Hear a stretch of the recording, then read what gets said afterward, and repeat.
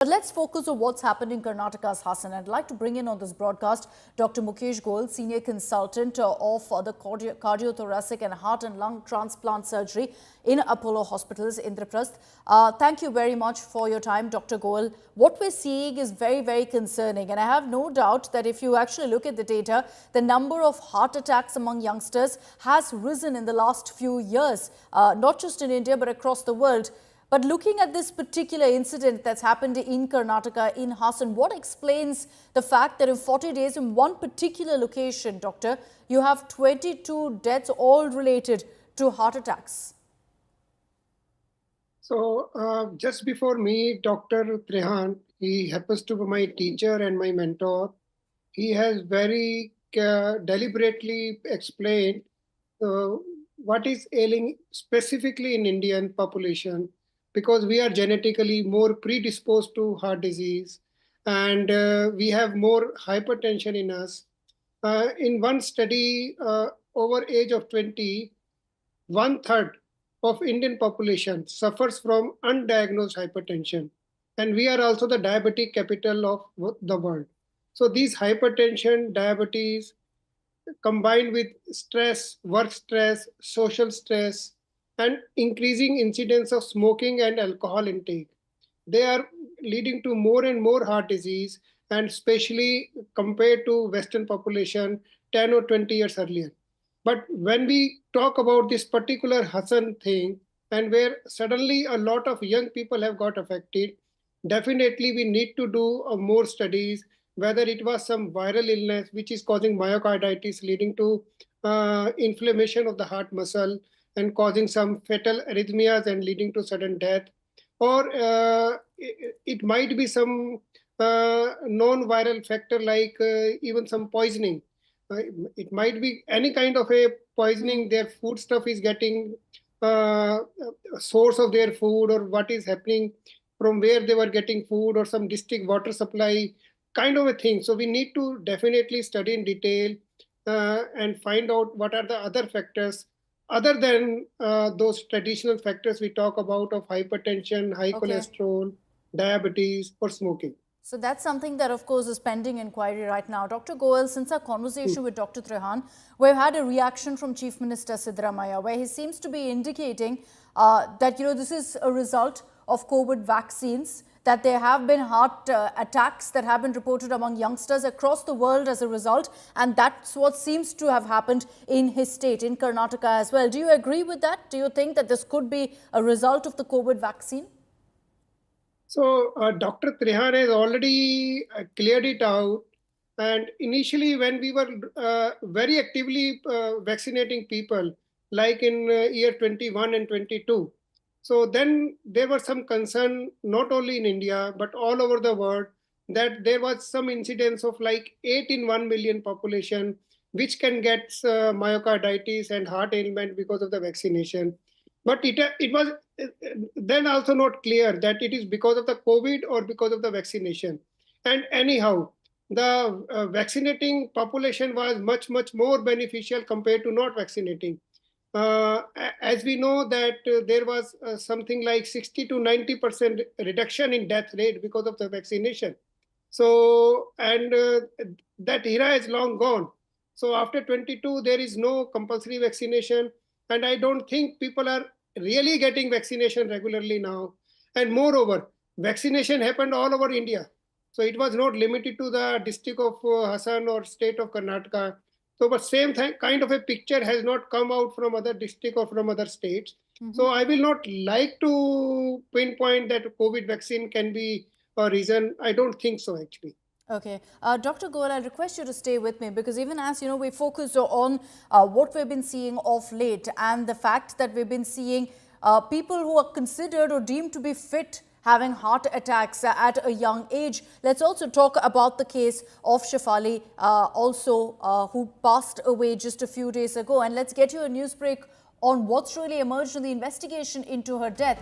Mumbai police has given details to India Today about what they've picked up of Shefali's schedule, which is so important to really understand What led to her suffering a heart attack suddenly?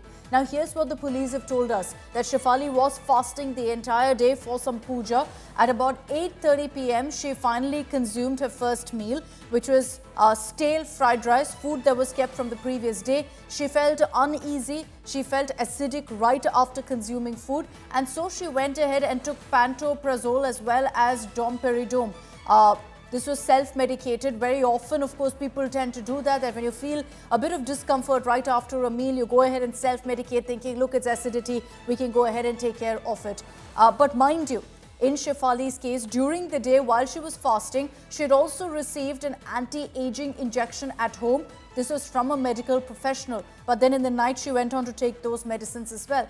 By 10:15 p.m., based on what the Mumbai police have said, the symptoms worsened. She felt a lot more uneasy, and then 15 minutes later, 10:30 in the night, Shefali collapsed and then started having shivers, started trembling. The house staff immediately alerted her husband, who rushed to her side. Her husband, Parag, felt her pulse and then rushed her to a hospital. Unfortunately, she was declared brought dead at the hospital. The police were notified at 11:30, and about 11:45, 15 minutes later, they reached the hospital. At this point, all the medication at Shefali's residence is also being looked into. We've been speaking a lot about glutathione injections. That's something that's been confirmed Shefali was in fact using.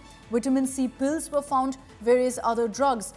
Most of the medication that's been found at her residence weren't prescribed recently. It was essentially self-medication.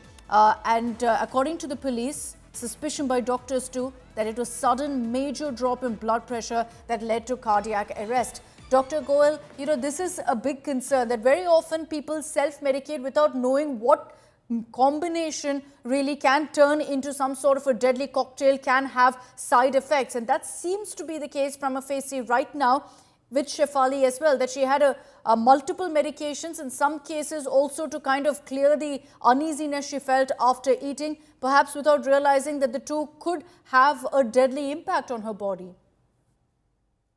So, first of all, I agree with you that we should avoid self-medication. So, I'm not aware about glutathione and vitamin C because both are considered generally harmless and over the counter. And regarding pantoprazole and domperidone, they are over the counter drugs, very, very safe. But I'm looking at the sequence which you have just narrated, and even Mumbai police has done. This looks like a classic case of acute heart attack. This is what happens in an acute heart attack. And if you don't pay attention to it, so in 2-3 hours, you are likely to have a fatal arrhythmia and die. And most of the time, the first time, especially in younger people, the heart attack can be confused with gas or acidity. Yeah. And the people, they tend to keep taking pantoprazole and they don't seek medical help.